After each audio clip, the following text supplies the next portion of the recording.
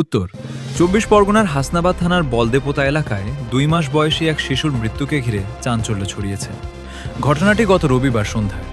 পরিবারের পক্ষ থেকে জানানো হয়, শিশুটির মা বাথরুমে যাওয়ার আগে ২ মাসের কন্যা সন্তান ফিজা মণ্ডলকে বাড়ির বারান্দায় একটি খাটে শুয়ে রেখে যান।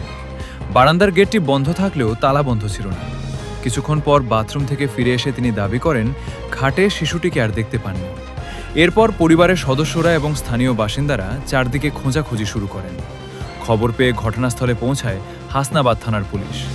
দীর্ঘক্ষণ তল্লাশির পর বাড়ির পাশের একটি পুকুরে শিশুটিকে ভাসতে দেখা যায়। পুলিশ শিশুটিকে উদ্ধার করে দ্রুত হাসপাতালে নিয়ে গেলে চিকিৎসকরা তাকে মৃত বলে ঘোষণা করেন। এই ঘটনার পর থেকেই তদন্ত শুরু করে হাসনাবাদ থানার পুলিশ। গত দুদিন ধরে পুলিশ শিশুটির ১৭ বছর বয়সী মা, পরিবারের অন্যান্য সদস্য এবং প্রতিবেশীদের দফায় দফায় জিজ্ঞাসাবাদ করে।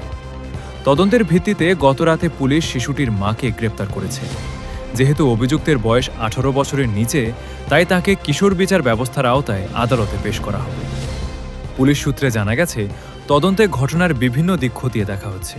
তদন্তকারীরা সম্ভাব্য কারণ ও ঘটনার পেছনের প্রেক্ষাপট সম্পর্কে তথ্য সংগ্রহ করছেন। তবে তদন্ত এখনও চলমান এবং আদালতে অভিযোগ প্রমাণিত হওয়া বাকি রয়েছে। এদিকে এই ঘটনায় গোটা এলাকায় শোক ও চাঞ্চল্যের পরিবেশ তৈরি হয়েছে। এত ছোট্ট একটি শিশুর অস্বাভাবিক মৃত্যুতে স্থানীয় বাসিন্দারা হতবাক। অনেকেই ঘটনার নিরপেক্ষ ও দ্রুত তদন্তের দাবি জানিয়েছেন, যাতে প্রকৃত সত্য সামনে আসে এবং আইন অনুযায়ী প্রয়োজনীয় ব্যবস্থা নেওয়া যায়।